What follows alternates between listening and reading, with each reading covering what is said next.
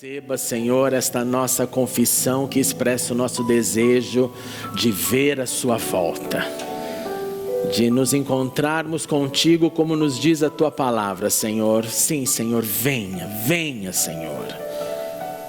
Nós cremos que o teu reino será o único reino onde haverá real justiça, que o teu reino é o único reino onde não haverá dores, mas onde contigo celebraremos a vida eterna. Por isso clamamos, sim, Maranata, vem, Senhor Jesus. E enquanto isso não acontece, Pai, que o Senhor continue, através do teu Santo Espírito, nos conduzindo, nos dando a força que precisamos, dirigindo os nossos caminhos e nos inspirando, Senhor, a sermos as tuas ovelhas e discípulos aqui na terra. Oh Senhor, que assim seja. E continue conosco nesta manhã, neste domingo, em nome de Jesus. Amém e amém. Graça e paz, ainda em pé, meus queridos irmãos. Abra sua Bíblia comigo. Primeira carta de Paulo aos Coríntios.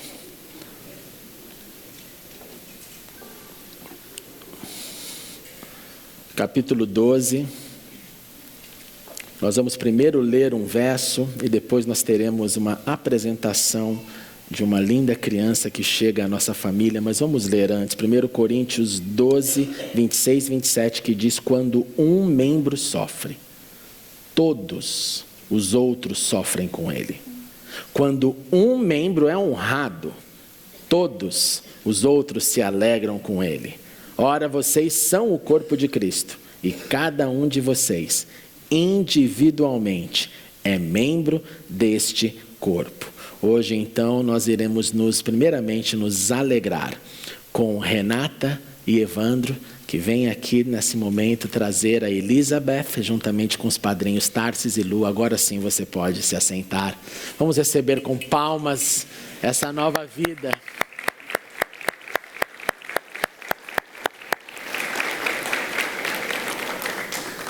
Eles tiraram férias da igreja, irmãos. Estão voltando agora redimidos. É aquelas férias que todo mundo que teve filho já sabe como é, né? De repente a vida vira de cabeça para baixo. Para melhor, né? Para melhor. Paz e bem-vinda, minha filha. Paz, meu querido. Oh, que coisa linda. Venham aqui, por favor. Nós apresentamos e dedicamos a Deus os nossos filhos, seguindo o exemplo bíblico da dedicação de Jesus no templo, quando José e Maria levaram Jesus para apresentá-lo lá no templo de Jerusalém. Você pode ler isso depois no Evangelho de Lucas, capítulo 2, onde há esta dedicação de Jesus. Jesus não foi batizado quando bebê. Bebês na Bíblia não são batizados.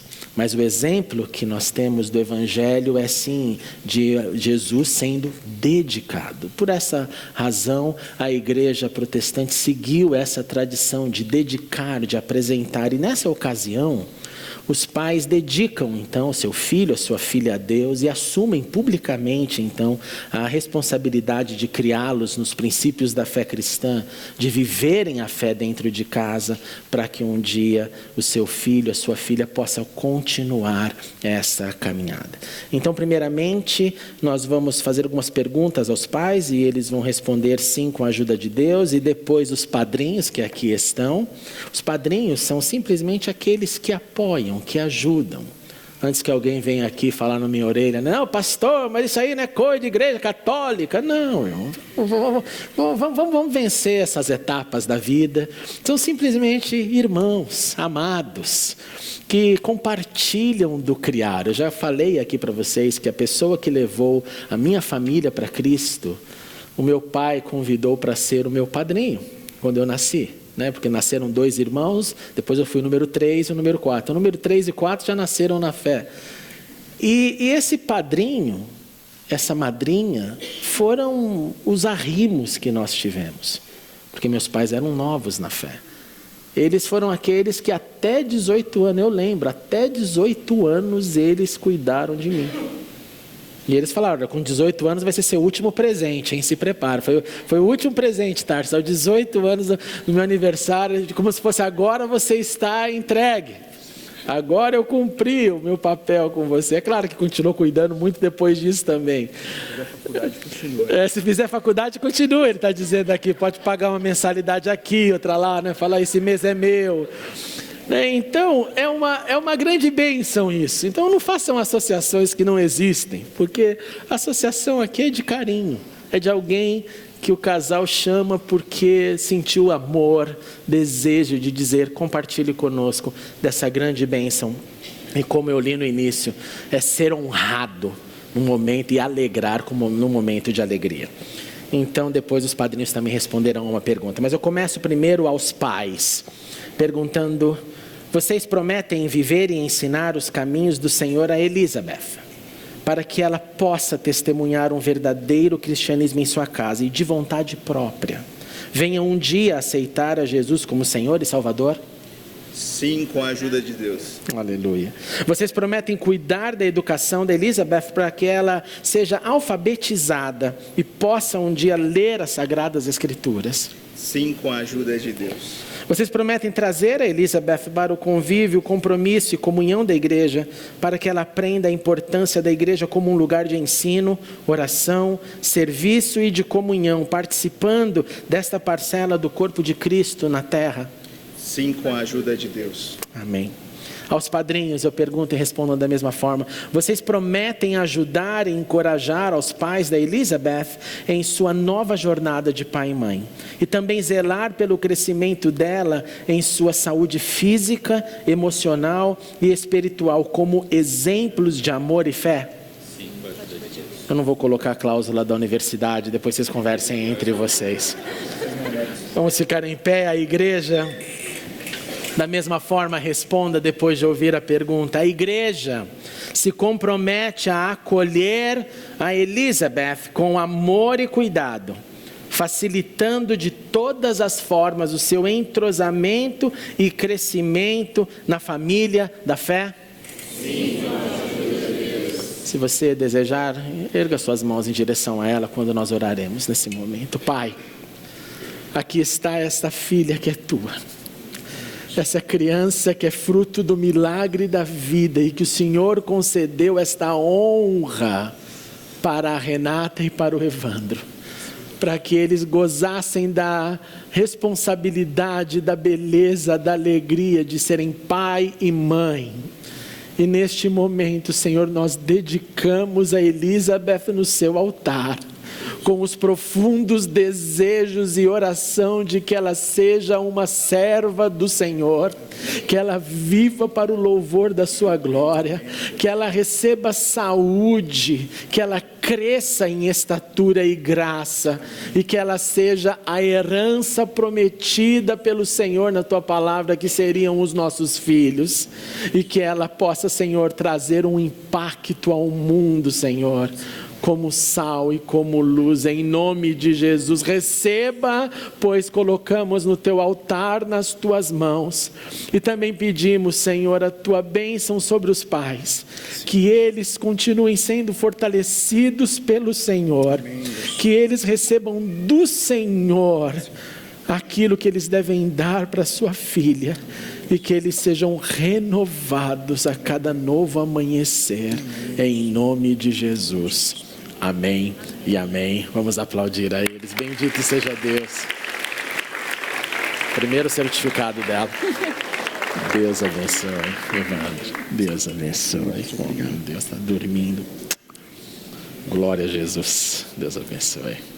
Deus abençoe. Glória a Deus. Podemos assentar, meus irmãos. Que alegria.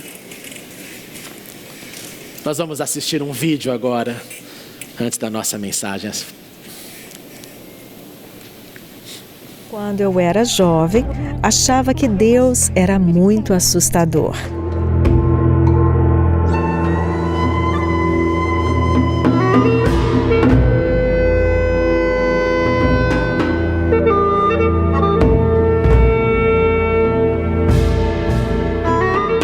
A repressão na Coreia do Norte. A primeira vez que vi uma igreja na Coreia do Norte foi em 1965. Em áreas perto da minha casa, haviam igrejas que foram destruídas. Construíram escolas no local.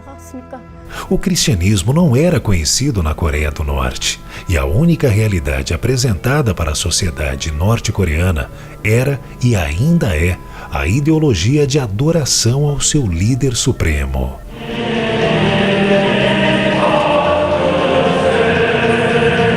Na Coreia do Norte, todo mundo é submetido a uma lavagem cerebral para ser vigilante um do outro, até mesmo do cônjuge ou dos próprios filhos. Os norte-coreanos são aconselhados a denunciar qualquer um que fale sobre coisas que não são ensinadas pelo governo. Na escola, também nós assistíamos a um filme na TV e haviam cenas em que as pessoas oravam, mas os livros didáticos retratavam missionários como pessoas ruins. O cristianismo era visto como uma religião em que as pessoas fracas acreditavam. Eu mesmo nunca vi um cristão na Coreia do Norte. Milhares de cristãos na Coreia do Norte enfrentam a constante perseguição aos cristãos que acontece no país. E sabe, se eu fosse pego no meio dos meus estudos bíblicos, eu teria sido preso apenas por ser um cristão e talvez até morresse. Hoje tenho liberdade de fé, mas na Coreia do Norte ninguém sabia quando poderiam ser capturados. Agora que vivo na Coreia do Sul, eu sei que o governo norte-coreano, que se tornou independente no dia 15 de agosto de 1945, destruiu as igrejas e matou todos os ministros e cristãos sob o controle de Kim Il-sung. Por medo, eles não compartilham a fé e, quando ousam fazer, correm grande risco de ser torturados e até mesmo presos em campos de trabalhos forçados. Mas a nossa oração e apoio ajudam a afirmá-los como um só corpo. Enquanto as pessoas estavam dormindo na prisão, eu acordava para orar em silêncio, para que o governo perverso desmoronasse e a liberdade de fé chegasse à Coreia do Norte. Orava para que a idolatria que persiste por gerações desaparecesse e que as pessoas se arrependessem, para que a prisão se quebrasse também. Envolva sua igreja no DIP 2019 e continue fortalecendo os irmãos da Igreja Secreta na Coreia do Norte. Obrigado. Neste domingo, juntamente com mais de 10 mil igrejas espalhadas pelo Brasil, mais de 100 mil pessoas orando, nos unimos para refletir, para clamar pelo pior país no planeta onde um cristão possa viver. Eu tenho aqui alguns dados da lista mundial de perseguição. Coloque a foto, por favor. A Coreia do Norte permanece em primeiro lugar nessa lista desde 2002.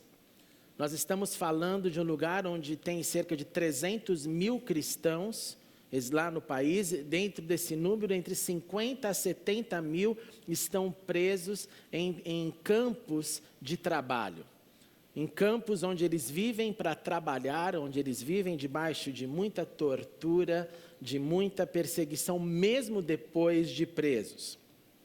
Nós não conhecemos essa realidade aqui no Brasil. Nós vivemos a liberdade plena, nós cultuamos a Deus livremente, as portas estão abertas, qualquer pessoa entra aqui, não há nenhum constrangimento nesse sentido. Você pode pregar em praça pública, você pode distribuir qualquer folheto, você pode ler a sua Bíblia num café, você pode distribuir as razões da sua fé em cursos, em aulas online, você pode fazer o que quiser.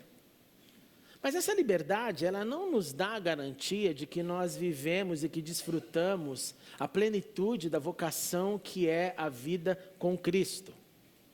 Ao contrário do óbvio, e o óbvio deveria ser, quanto maior a liberdade, maior a comunhão.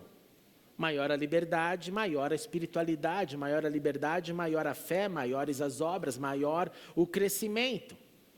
Esse deveria ser o óbvio, mas aonde a liberdade é vivida, uma acomodação é desenvolvida. Uma busca pela zona do conforto parece ser a primazia da fé e não algo como consequência da busca e da vida pelo reino de Deus, como disse Jesus. Buscai primeiro, e então as outras coisas nos serão acrescentadas. E aí, nesse contexto de liberdade, o grande risco e perigo é nós vivermos uma vida que ela não vê Deus como uma prioridade. Deus pode ser, então, uma opção na minha agenda quando dá. Deus pode ser uma opção dentro dos meus afazeres do dia a dia. Dentro desse conceito e contexto e cenário, eu posso viver aquilo. Hoje eu quero Deus, então eu estou, amanhã eu não quero mais. Esse domingo está tudo bem, o próximo talvez. Nessa liberdade, ser um discípulo, ser um aluno, porque é isso que significa ser discípulo, trilhar uma jornada piedosa, e piedosa que não significa ter piedade de alguém, significa uma vida de devoção a Deus, não é uma observação absoluta de todos os que vivem dentro de um cenário de liberdade, ou do mundo livre para a fé. No Brasil, nós seguimos aqui um modelo de uma grande influência americana, e esse modelo é o modelo de evangelho como barganha. Então, eu creio para receber benefícios. Eu creio e você liga a televisão, é isso que você vai ver. Creia, então você vai ter um carro novo, uma casa nova, um salário bom. Creia e você vai receber. Nós desenvolvemos aqui também um outro conceito que tem estado cada vez mais firme dentro da gente, é que eu venho na igreja e a igreja, de vez de ser o local da comunhão, da exortação, da oração, do serviço, do crescimento, em outras palavras, um treinamento dominical, seja para o céu, através do louvor, seja para a vida na rua, no dia a dia, através do ensino que nós recebemos, seja do suporte, do apoio, da alegria, como hoje, de desfrutar mais um casal, mais um bebê, mais uma criança, mais uma família. Num contexto social onde famílias ficam cada vez mais quebradas, né? Não há mais esse conceito, há simplesmente a ideia de vamos tentar e se não dar separamos, e não vamos viver. Então nós vivemos aqui cada vez mais a ideia de que a igreja, ao invés de ser tudo isso que disse, que ela tem que ser um local onde eu vou ter ali, receber ali serviços. Então que a igreja tem que prestar serviços, ela tem que ser boa em tudo, ela tem que falar o que eu quero ouvir. Quando ela começa a falar o que eu não quero ouvir, eu já não gosto mais, esse evangelho não está bom, esse evangelho está faltando isso, está faltando aquilo. E aí, dessa forma, eu posso simplesmente desenvolver a ideia de ouvir o que eu quero, buscar o que eu quero ouvir, voltar com o meu ego cheio, inflado para casa, numa ideia de um ignorante caminho de triunfalismo, que não tem nada a ver com o evangelho da cruz de Cristo. Que é um evangelho que nos dá força, que nos dá fé, que nos renova, mas que Jesus não podia ser mais claro quando disse, pegue a sua cruz e siga-me. Ele não diz pegue o seu tapete mágico e vá deslizando pela vida. Não, ele diz pegue a sua cruz e siga-me. Então nós deveríamos, pelo contrário desse cenário, desenvolver e valorizar a liberdade. Nós deveríamos e devemos desfrutar a liberdade com assiduidade, com serviço, com aprendizado, com doação, com crescimento perceptível da nossa espiritualidade. E crescimento perceptível é aquele que os outros notam, antes mesmo de você notar. Quando a Ryu veio aqui, alguns de vocês vão se lembrar, aquela norte-coreana, eu tive uma conversa com ela no gabinete e eu comecei a perguntar sobre a vida atual dela, porque a vida do passado ela iria falar aqui no púlpito, eu falei, não vou perguntar para ela falar 2 vezes a mesma coisa. Eu falei, como que é hoje na Coreia do Sul? Ela que viveu 10 prisões, com tortura e tudo aquilo 4 deportações das tentativas de fuga. Eu falei, então me fale de hoje, me fale da sua vida hoje, como é que é a vida na igreja? Ela vive na Coreia do Sul hoje. E ela não pensou 2 vezes para responder, ela falou assim, você quer saber a verdade? Eu falei, quero. A igreja é fria, a igreja é domingueira, está cheio de gente na igreja que só está lá para arrumar problema. Está cheio de gente lá na igreja que agora, pastor, estão trazendo dentro da Coreia do Sul a ideia de que nós deveríamos olhar para a Coreia do Norte, porque esse imperador tem razão no que fala. Você imagina uma pessoa que foi torturada, prisão, ouvir um irmão da fé no mundo livre falar, olha, nós somos agora partidários dele, vão disseminando essas ideias dentro da igreja, não do púlpito, ela falou as pessoas. E é impressionante porque isso mostra o seguinte, que aonde há liberdade, geralmente, há menos compromisso. Porque na liberdade é possível viver um cristianismo de conveniência. Já num terreno de perseguição, a decisão é única. Você recebe a fé e já entra na lista dos procurados. Você recebe a fé e já sabe que, como esse que disse nesse relato, eu não podia, se alguém me pegasse fazendo meus estudos bíblicos, esse é um pastor que está agora na Coreia do Sul orando para infiltrar-se novamente na Coreia do Norte, porque quer pregar lá. Mas a ideia é essa, o dia que eu recebi essa fé, a Bíblia não é material que eu posso vir com ele na igreja. Eu tenho que tomar todo o meu cuidado, como eu vou falar, como eu vou compartilhar. Então, num cenário de perseguição, a decisão é única. É um dia. Você fala, eu me decidi. Aí você mudou de status. Você mudou porque agora você não adora mais o imperador, agora você vive com Cristo e agora você pode ser preso e morto pela fé. Você imagina se fosse assim no Brasil? Você imagina o que seria viver isso dia após dia? Você não ter liberdade religiosa, e aqui eu me refiro também a todas as religiões. Você não poder viver a sua fé. Quando nós partimos, eu e a Cecília, para o campo missionário, eu estava tão cansado já de ouvir essas ideias de agora é o ano de José, agora é o ano da prosperidade, agora é o ano do Abraão, agora é o ano de Samuel. Eu falei assim, eu queria ter poder. Se eu tivesse um pouquinho de poder no Brasil, eu diria, agora é o ano da perseguição. Não ia dar ibope nenhum. Ninguém ia querer ser perseguido, todo mundo ia falar que o pastor é herege, porque não, tem que ser o ano da Esther. Tem que ser o ano daquela que é honrada. Só se fala nisso, é uma loucura instalada. E essa loucura instalada atrai multidões. Multidões que começam a ser ensinadas que o evangelho é barganha, é troca, é simplesmente prosperidade. E eu repito, evangelho é pegue a sua cruz e siga-me.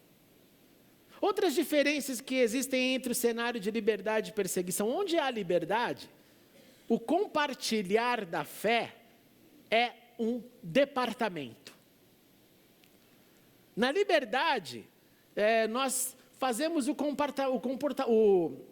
eu falei? O meu departamento. O departamento do evangelismo e de missões, é departamento. Não, tem alguém lá evangelizando. Tem alguém lá fazendo missões, então deu dinheiro aí, manda para lá, é departamento, não é vida. Na liberdade, alguém chega para você e fala, ô pastor, a nossa igreja tem que evangelizar. E eu respondo, você está evangelizando, irmã? Não, né? Então, não é a igreja que tem, é você, porque você é a igreja, e eu sou a igreja, e nós todos precisamos evangelizar como estilo de vida. Ah, pastor, a gente precisa investir em missões, né? Precisa realmente, mas você está fazendo missões você? Ah, não, eu não fui, não. Mas quem disse que precisa ir para fazer missões? Quem disse que missão é só aquela que envolve viagem? Missão é o dia a dia do cristão em qualquer cenário que ele andar. Em qualquer profissão que ele estiver, lá ele é um missionário, uma representação de Deus. Então não é um departamento, não é alguém, não é uma pessoa, não envolve tomar um avião ou um ônibus para um lugar, envolve o ser em qualquer lugar que eu estiver. Onde há liberdade, há sempre mais tempo para nós reclamarmos, ao invés de trabalharmos. Onde há liberdade, nós crescemos nas burocracias, nós ficamos experts em burocracias, porque são elas que têm que reger a liberdade, é impressionante. Onde há liberdade, nós pensamos, nós deduzimos, nós fazemos contas de quanto tempo eu vou dar, quanto da minha vida eu vou dar, quanto dos meus bens eu posso dar, se vou dar ou não, se posso ou não posso, se quero ou não quero. Num contexto de liberdade, aquele que consegue vir dominicalmente na igreja sente-se assim: eu já cumpri meu papel da semana, exorcizei-me dos meus demônios, fui na igreja, fui lá, fiz lá uma fezinha e glória a Deus, volto para casa agora para ter uma semana livre. Onde há perseguição, pelo contrário, evangelizar não é um departamento. Evangelizar é uma rotina que pode me colocar na prisão. Onde há perseguição, as pessoas lá falam menos, elas vivem mais. E literalmente falam menos porque não podem falar. Aí se aplica aquela fala linda da história da igreja, né? Fale de Deus, e se precisar, use palavras. Isso é tão verdade porque os gestos são muito mais altos do que qualquer palavra. Onde há perseguição, tudo o que nós somos, a começar da vida, pertence a Deus. E essa vida, no cenário de perseguição, todos os dias é ofertada como sacrifício, nas tentativas de compartilhar as boas notícias, orando para que aquele que é meu alvo não seja um espião do governo, que esteja lá para ouvir, para depois me aprisionar. Quando a Ryu veio aqui, nós ouvimos que ela, ao visitar o seu marido na prisão, que foi o primeiro a se converter na família, estava preso na Coreia do Norte porque creu em Cristo e porque estava pregando a Cristo, e aí foi preso. Quando ela foi visitá-lo, eles por baixo da mesa, ele pegou a mão dela e escreveu na mão dela assim com o dedo, para ela ler por sentindo, com as sensações, e ele escreveu na mão dela: creia em Jesus.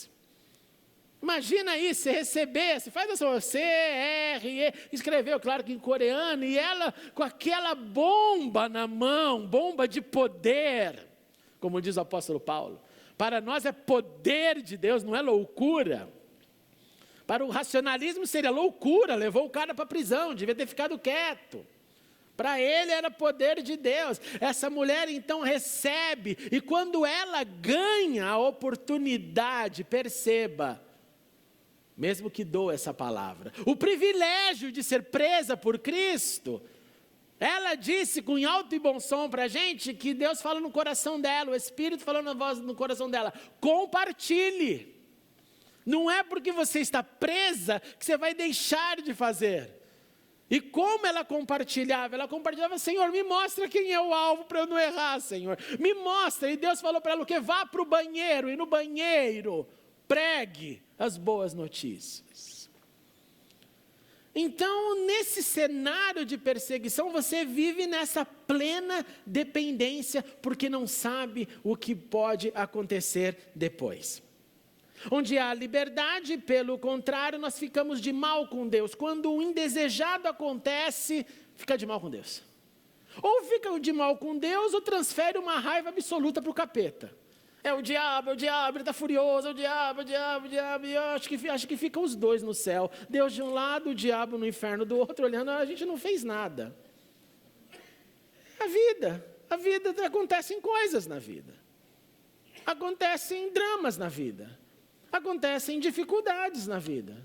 Acontecem eventos que nós jamais teremos ideia.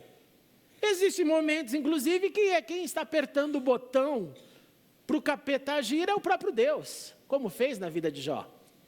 Vai lá, toca lá, só não mata o cara, tá? O resto faz de tudo. Essa é a oração que eu sempre faço: Deus, eu nunca quero ser como Jó, Senhor. Não me equivoque, eu não sou Jó, eu não tenho estrutura, eu estou fora. Não faz isso comigo não. Não faz isso comigo não.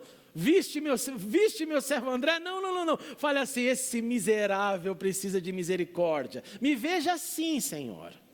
Me veja assim. Tem gente dando amém comigo aí na igreja. Porque não é seu desejo, você não quer ser um servo de Deus? Os servos de Deus são peneirados, provados, sacudidos, o ferro passa por cima, assim. Acontece de tudo. Onde há perseguição, enfrentam prisões, enfrentam torturas, enfrentam privações de sono, de alimentação, enfrentam a morte e o mais chocante, não culpam a Deus pelo sofrimento. E porque de uma maneira incrível eles sentem que eu fui chamado por uma experiência de vida passageira. A terra é um momento finito, limitado, de poucos anos, rumo à eternidade. Tudo é passageiro. Então, o meu ponto é saber como eu posso viver e representar a eternidade do Deus que me salvou. É viver a finitude dos dias que nós viveremos aqui como os embaixadores de Cristo que Paulo escreveu. Como se Deus estivesse fazendo o seu apelo por nosso intermédio. É viver sem drama com a morte. É viver sem drama de não, eu tenho que fazer. Não, calma. Você não sabe o que pode acontecer de um dia para o outro, a vida muda tudo. Essa semana, vocês sabem, eu aproveito para agradecer a Deus, aqui os irmãos que oraram por nós. Terça-feira, acordo, meu filho mal de saúde, tossindo, bom, para a história ficar pequena, à noite já estava na UTI. Mudou tudo, mudou a rotina inteira, de terça a sexta, porque ficou 2 noites na UTI, no último dia no quarto, e a gente lá olhando, falando, em um piscar de olhos, ele almoçou comigo e depois do almoço passou mal. A vida é frágil, e graças a Deus está bem hoje, graças a Deus, obrigado pelas orações. Mas a vida é assim, podia ter sido eu, podia ter sido você. E às vezes acontece e não volta da UTI, às vezes fica. A vida é frágil. No cenário de perseguição, é impressionante você perceber a consciência que eles têm dessa finitude. A vida é para passar, e vai passar. E na liberdade nós temos um apego. Nós temos quase que uma doença pela vida. Nós queremos como se fosse viver só por viver. Não é uma doença pela vida a fim de ser sal e luz, é doença pela vida a fim de desfrutar simplesmente a vida. Tem algo de errado nisso? Claro que não. Mas se esse for o porquê da vida, Deus é um acessório na sua existência. Se o teu grande drive, se a tua grande força for só viver por viver, Deus é um acessório na sua vida. E não a razão, o entendimento, o exemplo, a mente de Cristo, o padrão, o modelo no qual eu quero ser mais parecido com Ele, menos parecido com o que eu sou. Na liberdade então ou na perseguição, seja no Brasil livre ou na Coreia do Norte opressa, Deus nos coloca, Deus nos colocou e nos dispôs segundo a sua vontade. Eu não sei porque Deus chamou uns para a liberdade e outros para a perseguição. O máximo que eu cheguei perto disso aí foi achar que talvez Deus nos achasse tremendamente fracos e deixou isso para um outro povo. Não sei a resposta. Mas o fato é que alguém nasce lá e outro nasce aqui. Uns para a liberdade e outros para encararem esse drama. Paulo pergunta, se todos fossem um só membro, onde estaria o corpo, né? Diante da grande comissão de Jesus, antes da sua ascensão, lembre-se que a convocação foi que nós deveríamos ir para o mundo. Então, seja na liberdade ou seja na perseguição, esta é a vocação de todos. Quem determina aonde está cada um é Deus. Quem determina para onde vai cada um foi Deus, antes mesmo da pessoa nascer. Porque ninguém escolhe também aonde vai nascer. Mas o impressionante é você lembrar que se você olhar para a história da fé, para esse cristianismo que nasceu, tendo os discípulos ouvindo Jesus dizer vão pelo mundo, esse cristianismo nasceu num cenário de perseguição. Nas palavras do apóstolo Pedro, quando ele escreve a sua carta, ele diz assim, Pedro, apóstolo de Jesus Cristo, olha o termo, eleitos, foram chamados, são os embaixadores de Deus, mas eles são também, nas palavras deles, peregrinos e dispersos. Eles não estão mais na sua terra, eles estão agora no Ponto, na Galácia, na Capadócia, na província da Ásia, na Bitínia, eles saíram do seu lar. Eles estão por aí, eles estão peregrinando, eles foram dispersos, se tornaram diáspora fora da sua região. Por quê? Por causa da perseguição. E é o mesmo Pedro que vai olhar para esse povo e vai dizer, sim, a situação não está fácil, mas sede santos porque Deus é santo. É o mesmo Pedro que vai dizer, olha, vocês são eleitos sim, mas vocês são sacerdócio real, nação santa, povo eleito, exclusivo de Deus, a finalidade é de proclamar, mesmo embaixo de perseguição. Quando você vê lá o irmão de Jesus, Tiago, escrevendo a sua carta, ele vai dizer, Tiago, servo de Deus e do Senhor Jesus Cristo, as 12 tribos dispersas entre as nações. Fomos espalhados. E ele piora ainda a situação, porque ele diz, meus irmãos, considerem motivo de grande alegria o fato de passarem por diversas provações, pois vocês sabem que a prova de sua fé, a prova, produz perseverança. E a perseverança deve ter ação completa, que significa ela deve chegar até o final, e essa parte difícil, a fim de que vocês sejam maduros e íntegros, sem lhes faltar coisa alguma. Então o cristianismo nasceu enfrentando perseguição. O primeiro mártir, mal começa a igreja, já tem Estevão lá morrendo pela sua fé. Então o cristianismo nasceu com perseguição. E o cristianismo na terra que conhecemos também terminará com perseguição. No meio dessa trajetória, vem as palavras de Paulo ao Timóteo e diz assim, Timóteo, não se esqueçam, todo aquele que quiser viver piedosamente será perseguido. Porque mesmo num cenário de liberdade, a nossa fé destoa, é diferente das práticas da terra. Então há um peso que nós enfrentamos. Quando nós afirmamos as nossas condutas, o porquê não fazemos, o porquê não aceitamos o jeitinho, o porquê não devemos nos corromper, o porquê mantemos integridade, o porquê somos fiéis, o porquê não tem essa ideia de uma libertinagem que entra na vida da família. Por quê? Porque nós temos uma fé e nós nos tornamos cada vez mais os aliens da sociedade.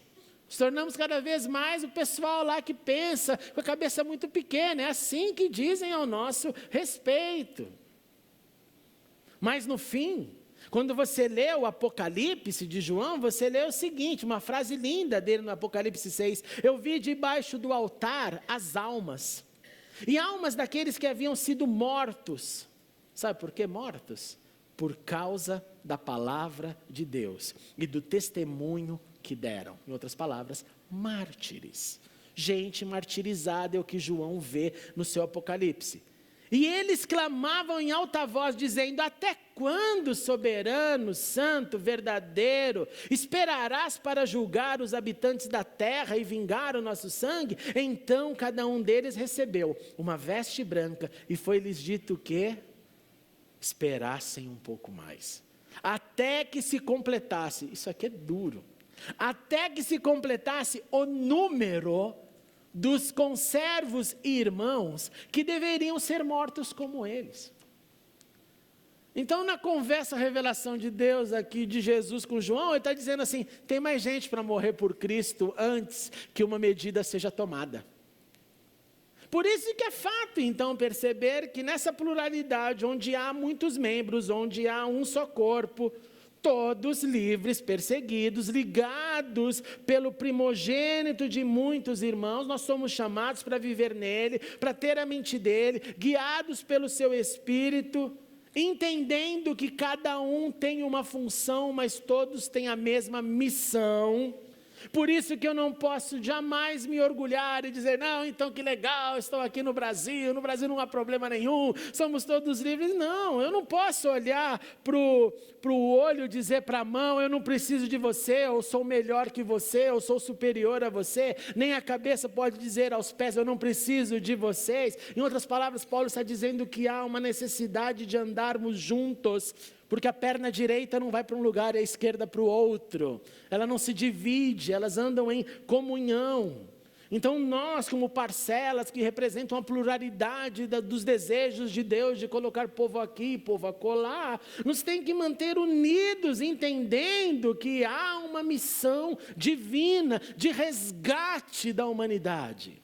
e que uns já estão sendo mortos, e de que outros estão vivendo a maresia das possibilidades, e de que outros estão sendo desafiados e falando: é comigo, Senhor, eu quero fazer a diferença. Deus é quem fortalece a todos, não a nossa força humana. E tudo isso, quando acontece de maneira que não haja, nas palavras de Paulo aos Coríntios, não haja uma divisão no corpo, mas que a gente tenha então um cuidado por aqueles que nós vemos e por aqueles que estão distantes. E aí, com esse entendimento, eu começo a pensar o que eu posso aprender com os cristãos que estão, por exemplo, nesse cenário de perseguição. O que a gente pode aprender com eles? Nós podemos aprender sobre resiliência, nós podemos aprender sobre perseverança, nós podemos aprender sobre fidelidade, nós podemos aprender sobre vida muito mais do que as palavras. Um coreano do norte, então, não tem jamais essa opção que você está tendo aqui, de estar sentado num culto, ter cantado, orado. Não existe isso. Igreja para ele é ser um indivíduo que às vezes tem a chance de se encontrar com outro que é. E na hora do encontro com 2, com 3, não pode ser música, porque senão chama atenção. O que está fazendo 4, 5 pessoas juntas? Você percebe?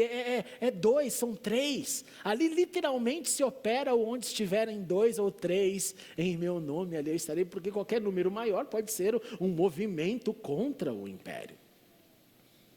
E vivendo mesmo tudo isso, eles gritam para nos ensinar e para nos perguntar qual é a nossa realidade na liberdade. Jamais, então, olhe para o corpo de Cristo espalhado pela terra e julgue, imaginando que a sua tradição, que a sua denominação, que a sua igreja, que o seu formato é o melhor do que o do outro. Porque Deus pegou coisas pequenininhas, como a Rio, né, desse tamanhinho aqui, para passar aquilo que eu certamente não aguentaria. Vamos deixar de lado o orgulho, vamos aprender com aqueles que não têm templo, não têm música, não têm louvor, não têm estrutura, não têm prédio, não tem nada disso. Vamos aprender com a decisão deles de não falar assim: eu estou com um problema. Às vezes a gente pega um problema pequenininho, aquele problema vira um negócio infernal. O problema é você acordar sem saber se vai voltar para casa, porque alguém que possa te denunciar pela sua fé. Problema é enfrentar a possibilidade de prisão, tortura e morte todo dia. Esse é um problema que nós não conhecemos. Você não sabe o meu problema. Claro, não sei. Também você não sabe o meu. Não importa qual é o problema, o importante é que a gente tem que entender que mesmo nós enfrentando problemas e que nos afetam, que são verdadeiros, nós podemos e devemos contar com o poder do Espírito Santo para encararmos a vida e os problemas e não deixarem eles ficarem maiores do que Deus. Porque nada é maior do que Deus. Por isso, conforme nós lemos no início, quando um membro sofre, todos os outros sofrem com ele. Quando um membro é honrado, todos os outros se alegram com ele. E nós somos o corpo de Cristo. Nós somos esse corpo, então, que precisa entender que somos pessoas espalhadas pela terra, uns na liberdade, outros na perseguição, mas que todos possuímos a mesma missão. O que significa quando um sofre, todos sofrem com ele? O sofrer aqui significa identificar-se com a dor do próximo. E especificamente nesse contexto de perseguição, é identificar-se com a perseguição dos nossos irmãos, e neste domingo com os nossos irmãos da Coreia do Norte. É só lá que tem perseguição? Claro que não. Tem muitos outros países, mas lá é o pior. Nós podemos também refletir nessa manhã, nesse domingo, sobre a nossa vida, sobre a nossa liberdade, sobre aquilo que eu posso multiplicar e expandir, porque eu sou livre. Porque eu sou livre. Eu te encorajo a pensar como você tem sido um canal de Deus, um servo, como tem sido o seu impacto. Pois se alguém consegue causar impacto, mesmo sendo preso e torturado, na liberdade eu creio que nosso impacto também pode acontecer. Isso é então o contrário de permanecermos na zona de conforto. É um convite, meus irmãos, um convite. para todos nós usarmos melhor a liberdade que temos, para usarmos mais a liberdade que temos e não menos. E quando você entender isso, o seu cristianismo vai deixar de ser dominical para ser diário. A fé não vai ser um acessório para ser a vida. E a sua vida vai ser vivida com significado de acordar para dizer: Senhor, usa-me neste dia para compartilhar boas notícias onde quer que eu estiver. Usa-me, Senhor, eu acordo esse dia para viver, para enfrentar, para ganhar o pão de cada dia, para viver as minhas dores, as minhas alegrias, os meus desejos, as minhas frustrações, tudo o que nós temos na vida. Mas, Senhor, eu me levanto como um embaixador teu, porque a minha vida é finita na terra e infinita com Deus. Se Deus nos deu liberdade religiosa, eu creio é porque Ele tem um propósito para usarmos essa liberdade. Se Deus nos deu essa condição, é porque Ele nos quer fazer andar juntos, e juntos nós podemos fazer muito para a glória de Deus, espalhando boas notícias. Então vamos voltar para esse entendimento que isso não é então uma prerrogativa da atualidade em países como a Coreia do Norte. Este é o contexto onde nasceu o cristianismo. E não tenha dúvida, com esse avanço de tecnologia que nós estamos vivendo, a dependência dela, a quantidade do crescimento, do conhecimento e da informação sem precedentes na Terra, tudo isso vai atingir cada vez mais eu e você. Cada vez mais nós seremos formatados na nossa forma de pensar. Cada vez mais as pessoas estão ficando totalmente iguais. E essa igualdade é negativa e não positiva. É só você perceber, não é bondade que se multiplica no mundo. Então somente se nós vivermos um cristianismo sólido, vivo, verdadeiro, nós vamos influenciar ao invés de sermos influenciados. E aí nós cumpriremos o nosso papel. E eu concluo com as palavras de Jesus, quando disse em Mateus 24, vocês ouvirão falar de guerras, rumores de guerras, mas não tenham medo. É necessário que tais coisas aconteçam, mas ainda não é o fim. Nação se levantará contra nação, reino contra reino, haverá fomes, terremotos em vários lugares, tudo isso será o início das dores. Então, Jesus falando, eles os entregarão para serem perseguidos. Eles os entregarão para serem condenados à morte. Vocês serão odiados por todas as nações por minha causa. Naquele tempo muitos ficarão escandalizados, trairão, odiarão uns aos outros. E numerosos falsos profetas surgirão e enganarão a muitos. Devido ao aumento da maldade, o amor de muitos esfriará. Há ausência de amor na nossa sociedade? Há excesso de amor no nosso mundo? Mas aquele que, Jesus conclui, perseverar até o fim, será salvo. E este evangelho do reino será pregado em todo o mundo como testemunho a todas as nações. O que significa testemunho? Significa a chance de alguém ouvir uma palavra de defesa a ele. Este evangelho será ouvido, não significa ser recebido e aceitado, mas será ouvido. E Jesus termina, e então virá o fim. Meus irmãos, honremos a liberdade que temos. Cada um aonde está, aonde vive, no que faz. Há uma parcela que só você pode honrar a Deus por onde você anda. Assim como há a minha parcela por onde eu ando. E se nós fizermos isso, o número de evangélicos no Brasil não será só uma estatística bem numerosa, mas será um povo que faz mudança, e a mudança é de casa para a rua, da rua para o trabalho, do trabalho para a sociedade, da sociedade para tudo aquilo que uma nação precisa. Eu quero te convidar nesse momento a se colocar em pé para nós fazermos 2 clamores. O primeiro é um clamor pela Coreia do Norte. Esse é o momento, como eu disse, são mais de 10 mil igrejas nesse domingo orando por isso. E eu queria chamar aqui a tia Noemi que viesse aqui fazer esse clamor. Nós vamos clamar para que você ouviu uma das palavras do vídeo, falou, nós oramos para que esse governo, ele caia literalmente. Em que sentido, meus irmãos? A vida acontece através das manifestações políticas num país. Tudo que nós temos orado há muitos anos já é por liberdade religiosa, é que haja um acatar da determinação da ONU para que haja liberdade religiosa. Nós não estamos orando aqui somente pelo cristianismo, nós estamos liberando pelo livre-arbítrio. Livre-arbítrio.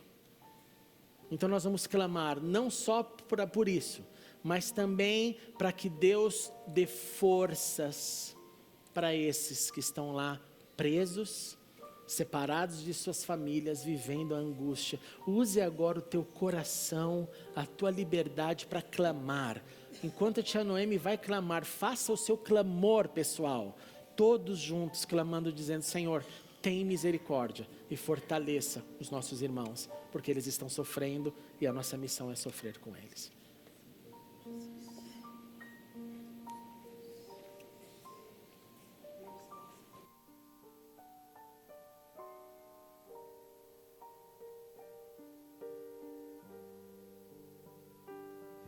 Poderoso Deus e Pai nosso que estás nos céus, ó Senhor, ajuda-nos agora. Deus conosco, Espírito Santo de Deus. Oh, nós olhamos agora para a Coreia do Norte. Oh Senhor, em nome de Jesus, Deus conosco, Espírito Santo, que estás presente aqui na Igreja Batista de Perdizes, que estás aqui no Brasil, está na Coreia do Norte. Nós levantamos na Tua presença, Senhor, em nome de Jesus, um clamor por eles. Oh Senhor, nós clamamos por eles, para os nossos irmãos que estão presos ali. Nossos irmãos estão sendo ameaçados com as suas próprias vidas, Senhor. Oh Deus, tem misericórdia. Oh Senhor, tem misericórdia a partir de nós, que o Senhor nos levanta, Senhor, para nos unirmos com o Teu trono. E o que nós queremos agora, Senhor, que o Teu reino, Senhor, o Teu reino seja feito ali, Senhor, sobre a vida deles. Ó Deus, só o Senhor, venha o Teu reino agora ali, Pai, em nome de Jesus. Essa igreja se une agora com os céus. Essa igreja se une contigo, Pai, com a Tua vontade que é boa, Senhor. Como nós ouvimos agora, Senhor, o Senhor tem planos em todas as situações, em todo o Teu mover aqui nessa terra. O Senhor tem um plano, Senhor, e não foi por acaso que o Senhor trouxe para nós hoje esse despertar, esse olhar, Senhor. E nós clamamos agora, Senhor, para os nossos irmãos ali, que estão sofrendo. Tem misericórdia das igrejas ali ocultas, Senhor. Não ocultas aos Teus olhos, mas oculta, Senhor, as autoridades. Oculta até as pessoas do Seu lado. Olha por eles agora, Senhor. Levanta os Teus olhos a favor deles. Ó Senhor, em nome de Jesus, tenha misericórdia, Senhor. Tenha misericórdia. E como igreja nós apresentamos a Coreia do Norte. Tenha misericórdia deles, Senhor. A Tua misericórdia, Senhor, olha para eles em nome de Jesus. Nós estamos de acordo com a Tua vontade, mas olhamos para eles também como humanos, Senhor. Como pessoas que estão nessa carne ainda. Pessoas que têm as suas emoções. Sustenta-os, Senhor, na vida emocional, na alma deles. Sustenta, Senhor, aquelas almas que estão sofrendo. Sustenta os corpos que estão sendo judiados, com fome, com dores, com angústia, Senhor. Sustenta-os agora, Pai, em nome de Jesus. Espírito Santo de Deus, ajuda o espírito deles. Fala ao espírito de nossos irmãos agora diretamente, Senhor. Sustenta-o na Tua força, Senhor, em nome de Jesus. Que o espírito deles fortalecidos oriente a alma e o corpo deles, e que juntos continue olhando para o Senhor. Tem misericórdia, Senhor. Nós oramos por eles, abençoamos. Também colocamos as autoridades ali, Senhor, nas Tuas mãos. As autoridades ali nas Tuas mãos. Aqueles que estão, Senhor, judiando dos Teus servos, aqueles que estão fazendo sofrer, olha por eles. Nós pedimos que a vida deles, o Cristo vivo que está dentro deles, resplandeça, Senhor, e abra os olhos daqueles que não Te conhecem. Que o sofrimento deles seja uma pregação viva, verdadeira, Senhor. Que o Senhor é real, que o Senhor existe, e que o sofrer, o calar deles seja uma mensagem agora, forte, para aqueles que estão convivendo com eles ou estão fazendo sofrer. Tome autoridade, as autoridades, toda a Coreia do Norte, apresentamos a Ti. Senhor, que o livre-arbítrio, Senhor, entre ali. Pedimos por isso misericórdia. Salve aquela nação. Salve os pastores. Cuide dos pastores. Cuide dos obreiros. Cuide dos pais, das famílias cristãs, dos filhos cristãos. Cuide, Senhor, daquelas igrejas que são os seus próprios lares. Cuida deles, abençoa as igrejas de 2 ou 3. Que essas igrejas sejam fortalecidas pelo Teu Santo Espírito Santo. Obrigado, Espírito Santo de Deus, porque o Senhor já nos ouviu. Porque nós oramos e clamamos em nome de Jesus. Obrigado por essa oportunidade de clamar, de orar pela igreja, pela a Coreia do Norte. Obrigada, Senhor, muito obrigado. Continua conosco, aquecendo nossos corações junto com o deles. E que o exemplo deles nos ajude a prepararmos por coisas que nós não sabemos, mas que pode acontecer. Mas que possamos olhar para eles como exemplos. E obrigado pela fé deles, pela coragem que eles trazem para nós. Em nome de Jesus. Em nome de Jesus, os deixamos no Teu altar. Deus Pai, Deus Filho, Deus Espírito Santo. Em nome de Jesus. Aleluia, aleluia. Segundo clamor é você por você. É você por você dizendo: Senhor, me ajude a honrar a minha liberdade. Senhor, ajude-me a honrar aquilo que eu tenho, aquilo que eu sou, aquilo que eu posso fazer. E eu queria pedir que o Verde nos dirigisse nesse clamor aqui. Vamos juntos com eles, mas de novo, coloque o teu coração, a tua vida, porque os teus caminhos são os caminhos onde Deus quer te usar. Vamos orar. Oh, Senhor. Amado Deus, mais uma vez, Senhor, nós nos aproximamos do Teu trono da graça. Ó Pai, com o coração contrito, depois de ouvirmos a Tua palavra, Senhor, estamos plantados aqui há 76 anos. Tu nos plantaste aqui e agora somos confrontados, ó Deus, com esta palavra. E a nossa oração, Senhor, é que Tu nos perdoe. Perdoe, ó Pai, porque talvez a gente não tenha, Senhor Deus, honrado a liberdade, tenha honrado a liberdade, Senhor Deus, que Tu nos deste aqui, nesse lugar. E apresentando, Senhor, nesse coração, Pai, que reconhece, Senhor Deus, as nossas próprias possibilidades, nós queremos transferir para Ti, Senhor. Ó Deus, tem misericórdia de nós, Senhor. Inspira o nosso coração, Pai. Quebranta, Senhor Deus, todas as áreas da nossa vida, Senhor, em nome de Jesus. Ó Deus, dá-nos o amor, Senhor, pelas almas perdidas, Senhor. Ó Deus, transforma a nossa vida, Senhor, para que nós possamos sair daqui hoje renovados, ó Deus, para proclamar a Tua verdade, a Tua palavra, o Teu amor, Senhor, em nome de Jesus.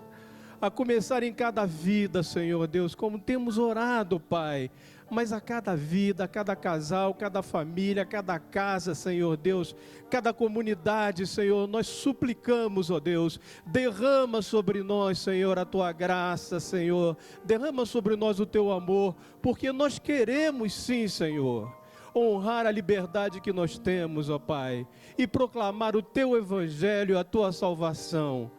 Temos pouca força, Senhor, mas nós colocamos em Ti a nossa confiança.